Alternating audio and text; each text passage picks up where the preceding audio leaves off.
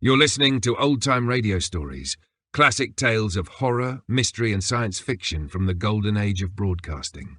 Adventures in time and space, told in future tense. Dimension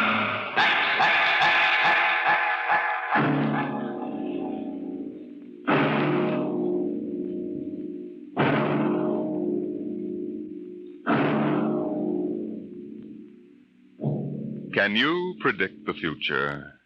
Can you tell what will come in 100 years? Or in 10? Or in the next minute? Tonight we present two ventures into the unknown. Two fantasies of the future, chosen from the works of one of our most brilliant young science fiction writers, Ray Bradbury. First, his story entitled, There Will Come Soft Rains.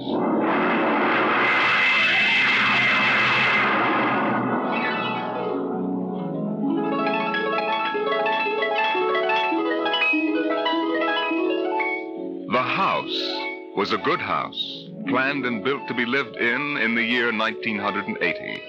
The real estate agent had told them all about it.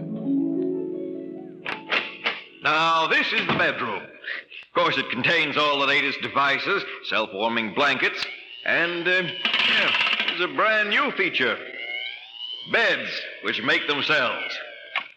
Now, if you'll just step this way through the library, we can see the latest in talking book recorders, self-building fireplace, self-cleaning robot dust disposal. Oh, these little mouse-like things come out of the wall and take away all the dirt. Now, over this way. There's a complete robot kitchen, of course. Just set the menu for the week and the stove does the rest. Then there's the automatic hydroponic garden, self-sprinkling fire protection. See, the house is fully automatic. Well, you could go away for a year and it would run itself.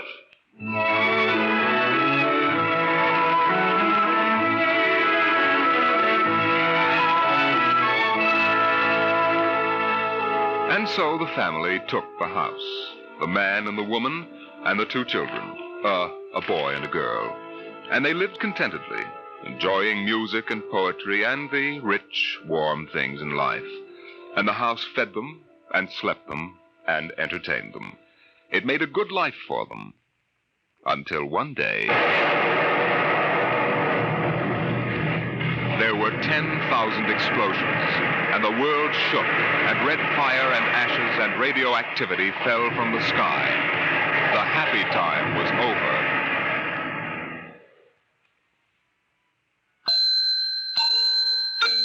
Tick-tock, 7 o'clock.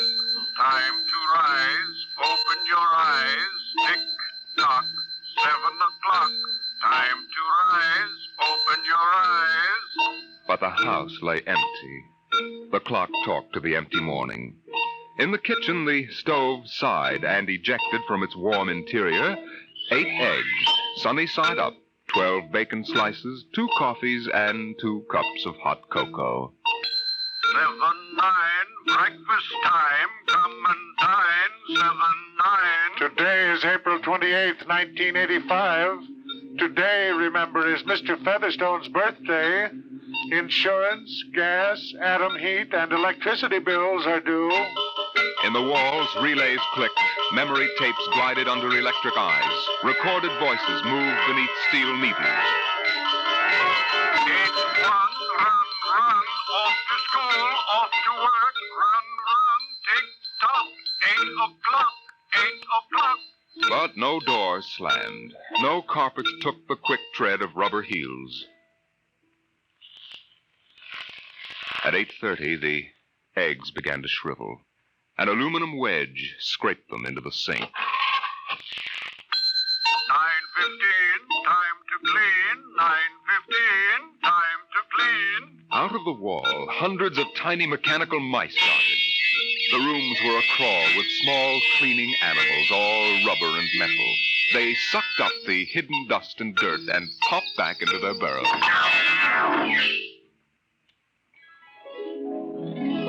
At 10 o'clock, the sun came out from behind the rain. The house stood alone on a street where all the other houses were rubble and ashes. At night, the ruined town gave off a radioactive glow which could be seen for miles. At 10:15, the garden sprinkler filled the soft morning air with golden fountains.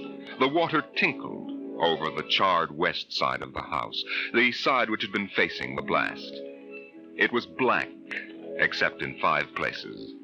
One of the 5 places was a silhouette of a man mowing a lawn, just as he'd been the instant the radioactivity burned his image into the side of the house. Over there, a woman bent to pick flowers. Still further over, their images burned into the wood, where a small boy, hands flung into the air. Higher up, the image of a thrown ball, and opposite, a girl, her hands raised to catch a ball which never came down. 5 people. 5 spots of paint. On the front porch, the dog whined and shivered. The front door recognized the dog's voice and opened. The dog padded in wearily, thin to the bone, covered with sores. It ran to the kitchen and pawed the kitchen door wildly. Behind the door, the stove was making pancakes which filled the house with their odor, as prescribed by the automatic preset menu selector.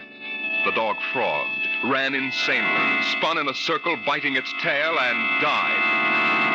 1 o'clock, 1 o'clock. Delicately sensing decay, the regiments of mice hummed out of the walls, soft as blown leaves, their electric eyes glowing. 1:15. The dog was gone. 2:15. Bridge tables unfolded from the walls of the patio. Playing cards fluttered onto pads. Martinis appeared on an oaken bench. But the tables were silent, the cards untouched. 5 o'clock, 6 o'clock, 7 o'clock, 8 o'clock, 9 o'clock. Dinner was made, ignored, flushed away. Dishes were washed. In the study, the tobacco stand produced a cigar with half an inch of gray ash upon it, smoking, waiting, waiting. The hearth fire bloomed out of nothing. 9 o'clock, 9 o'clock. The beds began to warm their hidden circuits, and the phonograph spoke from beside the fireplace. Mrs. McClelland, what poem would you like to hear this evening? Mr. McClelland? Since you express no preference, I shall select at random from among your favorites. Sarah Teasdale, There Will Come Soft Rains. There will come soft rains, and the smell of the ground, and swallows circling with their shimmering sound, and frogs in the pools singing at night, and wild plum trees in tremulous white. Robins will wear their feathery fire, whistling their whims on a low fence wire, and not one will know of war. Not one will care at last when it is done. Not one would mind, neither bird nor tree, if mankind perished utterly. And spring herself, when she woke at dawn, would scarcely know that we were gone. The phonograph finished the poem. The empty chairs faced each other between the silent walls. At 10 o'clock that evening, the house began to die. The wind blew the bough of a falling tree into the kitchen window, smashing it. A bottle of cleaning fluid crashed on the stove.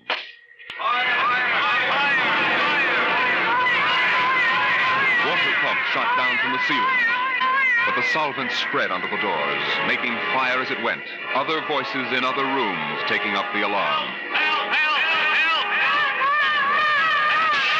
The windows broke with the heat, and the wind blew in to help the fire. The fire crackled upstairs at paintings, lay hungrily on the beds, devoured the rooms. The house began to shudder. The bared skeleton began to cringe in the heat. The wires revealed as if a surgeon had torn the skin off. Voices screamed in every room. Windows snapped open and shut like undecided mouths.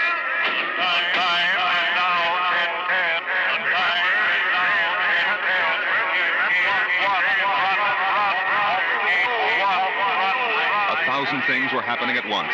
Like the interior of a clock shop at midnight, all the clocks were striking, making a merry-go-round of squeaking, whispering, and rushing.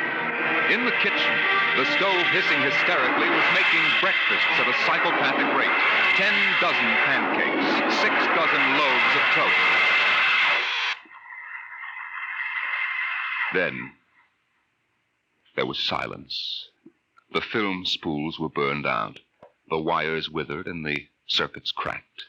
Then the house began to breathe its last. The beams began to give at the foundations. Long cracks appeared in the concrete. The seams were burst from the heat. And finally, with a huge rumble, it crashed into dust and rubble.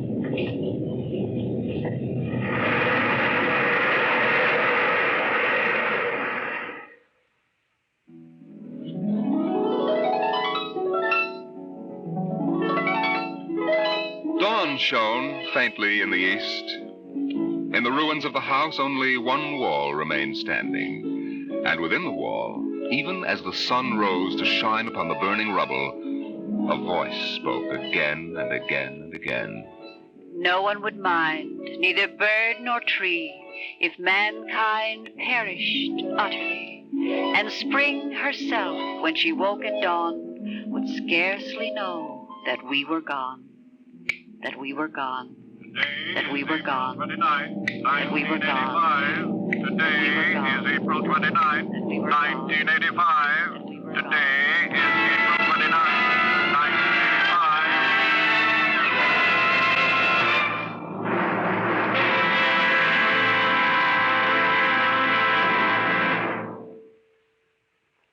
Strange are the uses of Providence. Is this how the end will come for mankind, with 10,000 explosions and a flash of radioactive gas? Or will destruction come more subtly, extended to us gently and innocently in, let's say, the hand of a child? Who knows in what manner 0 hour may arrest the world we know?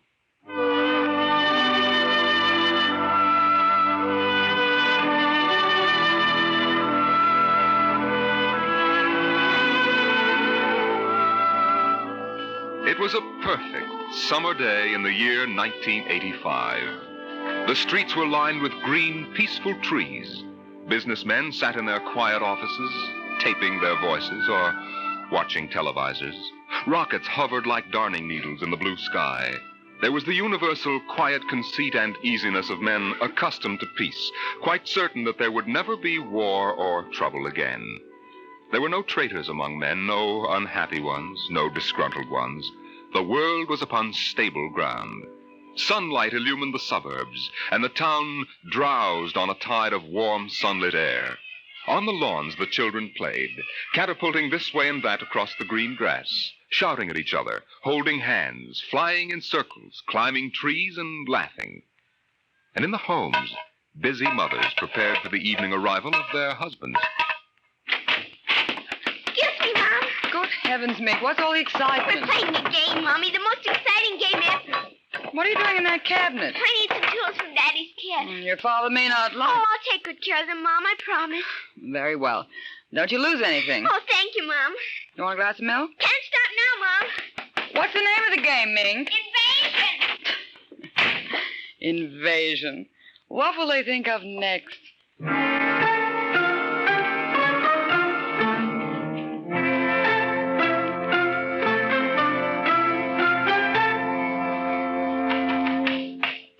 Now this, and this, and this, and this. Now put that there and bring that over here. Oh, no, you ninny. Now get back while I fix this. There, they want it this way, see? Here, just let me fix it. Oh, Mink, it's that smarty pants Joseph Connors. Don't let him play. He's 12 years old. Don't worry, I won't. What you playing, Mink? None of your business, smarty pants. I want to play. Can't. Why not? You're too old. Just 'cause you're only 8. No, you'd only laugh at us and spoil the invasion. Make him go away, Mink. Go away. This is my backyard. Now, who wants to play with you and your old fairies anyway? They aren't fairies. Nuts to you. I don't want to play anyway. Good riddance. I'm glad you didn't let him play, Mink. He'd only laugh. Now, we'd better talk to Drill and get some more instructions, Art. Now, here's your pad and pencil. Where is Drill? Drill? Hey, Drill. Drill? Well, he's in the rose bush, I think. I'll talk to him myself, and you write it down in the pad. Okay. Drill? Drill? Okay. Drill wants you to write down triangle. What's a triangle? Never mind. Drill will tell us when he wants us to know. It helps the invasion. How do you spell it? Well, I'll ask Drill. Drill, how do you spell... Here's your mother, looking out the window. Mink, Yes, Mother? who are you talking to? The rose bush, Mom. Only it's not really a rose bush. That's Drill. Who's Drill? He's planning the invasion. Oh, I see. Well, you better come in and clean up for supper. Your daddy will be home soon. In just a second, Mom. You got that, Art? See now what? 4, 9, 7, and A, and B, and X, and a fork, and some string, and a hexagonal droopy. Come on, Mink. Supper's in 10 minutes. Okay, Mom, just a minute. I have to tell Drill. I wish we didn't have to eat, though. It holds up the invasion.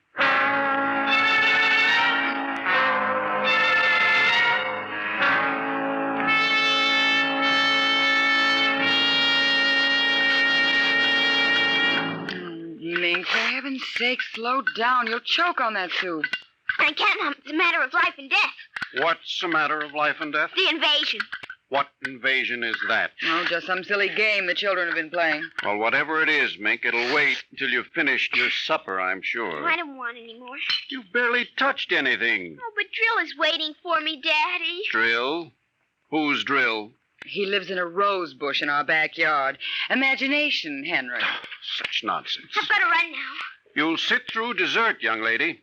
Oh, gee, Daddy. And while you're at it, tell me more about this new game. It's Martians invading Earth, Daddy. What? Well, not exactly Martians, Daddy. They're from... Well, gee, I don't know. From up. And from inside that little head of yours. You're laughing at me. Drill said you would. You'll kill Drill and everybody. Oh, I didn't know you could kill a Martian. But it's not really a Martian, Mom. Maybe it's from Jupiter or Venus, even. Imagine. They couldn't figure out a way to attack the Earth. We are impregnable. Impregnable, dear. Well, that's the word Drill said, Well, anyway, that was the word, Mom, the same word. Anyway, so we're helping them. Now, who's helping who? Well, the kids are helping the Martians. Oh, fifth column, eh?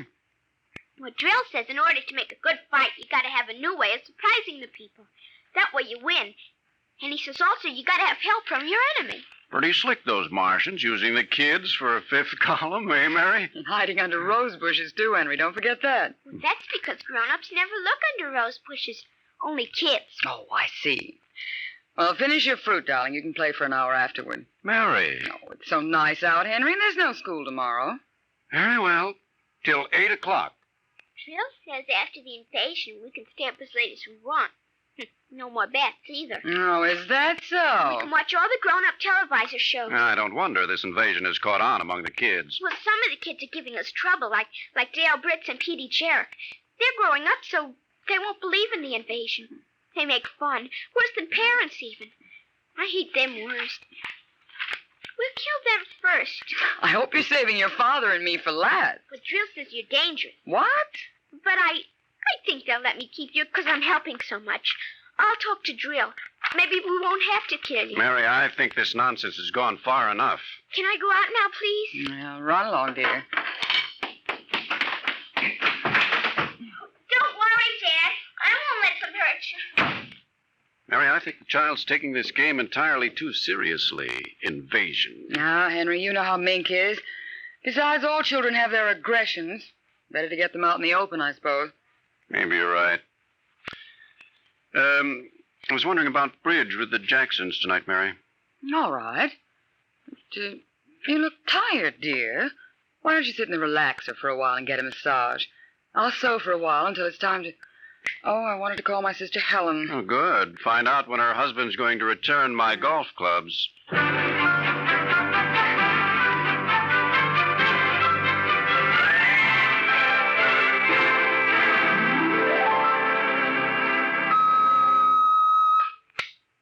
Televisor. Would you please connect me with Mrs. Helen Rogerson on Channel 72Z, Pittsburgh, Pennsylvania. What is your channel, please? 817X, New Rochelle, New York. Thank you. Just a moment. Go ahead. You can see your party now. Hello, Mary. How are things in New York? Fine, Helen. How are things in Pittsburgh? You look tired. Oh, I've been having a terrible time with the children. Sick? No, just underfoot. They've got a new game that's got me just about crazy. It's called Invasion. Did you say invasion? That's right. Well, isn't that strange? My Mink is playing it, too. My boy Tim is all involved with some imaginary fellow named Drill who's running the invasion. Must be a new password. Mink likes him, too. How do you suppose these games start? My backyard looks like a scrap drive. They've got every conceivable kind of mechanical gadget arranged out there. I talked to Josephine Schiller in Boston, and she says her kids are wild about it, too. It's sweeping the country. Remember when it was the Roomba? Please, dear, I'm not that old. Mommy! Oh, please, Minky, I'm on the televisor. Come on, see your Aunt Helen. Hello, Ming. Hi, Aunt Helen. Look what I've got. What is it, honey? Well, it's a yo-yo. Look when I enroll it. See? Well, Helen, look, it vanished. Where did it go? Into another dim... She means dimension. I say the darndest thing. My Timmy brought one home, too. I can't figure out how they work. Make it reappear, honey. Well, there. It's easy. Where'd you get it, dear? Jill gave it to me, Mom. Mink? Bye, Aunt Helen. Gotta run now. Mink, you come back here. I want to talk to you. Turn it off 0 hour. It's 5 o'clock. Mink! Bye! Oh, I can't understand it. The child's never been so unruly. Helen, do you suppose that... What? Oh, nothing. Just a wild thought that... Say, the reason I called, I want to get that black and white cake recipe, and Henry wants his golf clubs. I don't know what he'll do. What was that? I don't know. One of the children must have been hurt. I'll have to run and see. Call me back tonight, will you? All right, Mary. Bye. Mink, come here. Yes, Mom. What is it? Who screamed? Peggy Ann. All right, what happened? Well, she got scared and went home. Did you hit her? No, she just got scared. She's a scare baby anyway. We won't let her play anymore. She's getting too old. Now, Mink, tell me why she cried. No, I can't. Mink, you'll answer me this instant or come inside. I've had enough of this nonsense. Gee, I can't quit now, Mom. It's almost 0 hour. Then tell me what frightened Peggy Ann. Okay, she saw Drill. Drill? He almost came through. He was just testing. Through what? Those pipes and things we set up. She looked into one of the pipes and screamed. I guess she saw Drill. And no one hit her? Very well, Mink.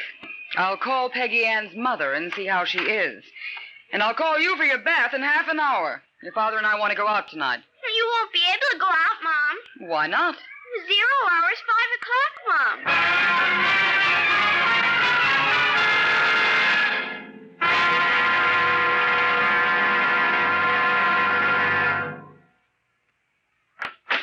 Hello, dear. Oh, you home already, Henry? Yes, I thought I'd relax a little before we went to theater. Where's the little one? Out back. Same game. Same game. They've got a stack of pipes and hammers and spoons a mile high out there. Children, why do we have them? Yeah, strange little creatures, aren't they? Even Mink, Henry. She's a part of us, and yet what do we really know about how she thinks and feels? Oh, I didn't mean to start a philosophic discussion. Kids are such a queer mixture of love and hate, though.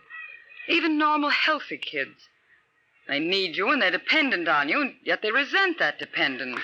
You sound like a child psychology course I once took. I wonder if they ever really forgive the whippings and the commands we have to give them sometimes. I wonder if we ever forgot them when we were children. Look, I'd like to discuss this with you, dear, but we do have a theater date, and it's almost 5 o'clock now. What's happened to the kids? They're so quiet. When children are quiet, you know there's some mischief. What's that sound? I don't know. Those kids aren't playing with anything electrical, are they? I'm sure they aren't. At least I Just don't... the same, I'd better go out and Henry. see. Tell them to put off the invasion. What? Mary, Don't get upset. It's just a game.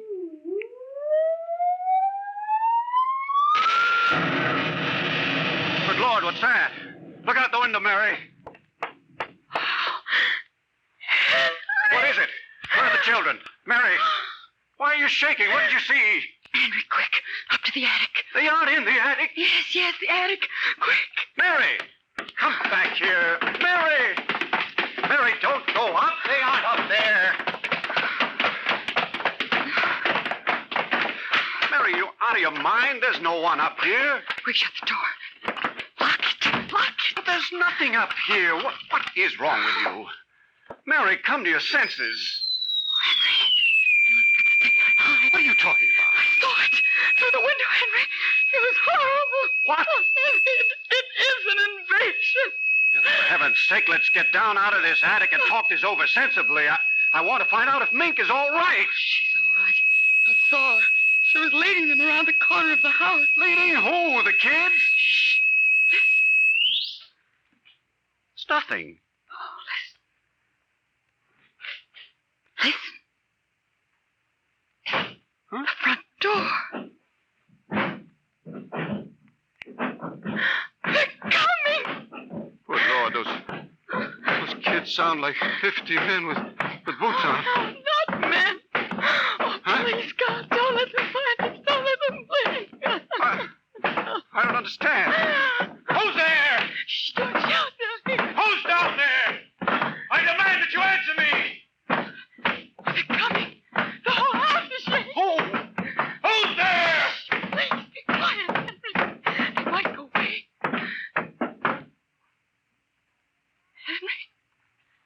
Henry? Mom? Dad?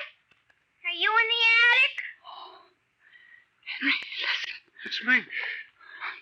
Mink, we've got to save her. Henry, you don't understand. She's leading them. What? She's leading them. She's on their side. Oh, please, God, forgive them.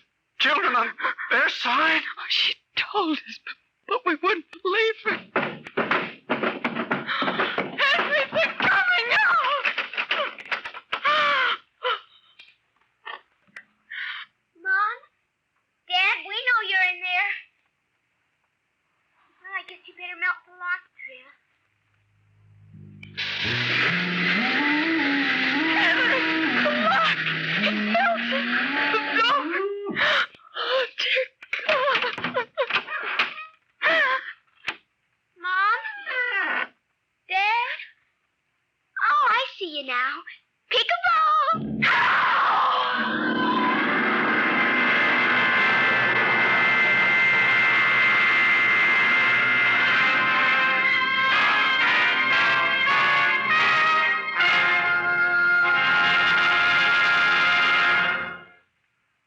You have just heard another adventure into the unknown world of the future, the world of Dimension X.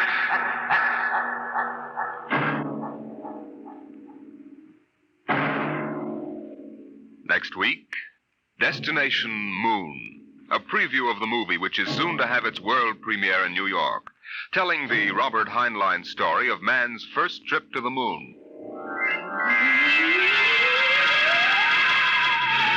Tonight's adventures in Dimension X, There Will Come Soft Rains, and 0 Hour were written by Ray Bradbury and adapted for radio by George Lefferts. Featured in the first story as narrator was your host, Norman Rose. The leading players in 0 Hour were Denise Alexander as Mink and Rita Lynn as the mother, Roger DeKoven as the father. Music by Albert Berman. Engineer Don Abbott.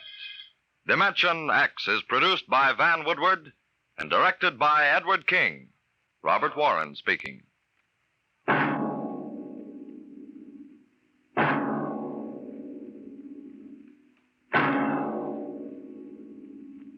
Thanks for tuning in to Old Time Radio Stories. Follow us for more timeless tales and get full video episodes plus bonus content at patreon.com/The Forbidden Knowledge Network.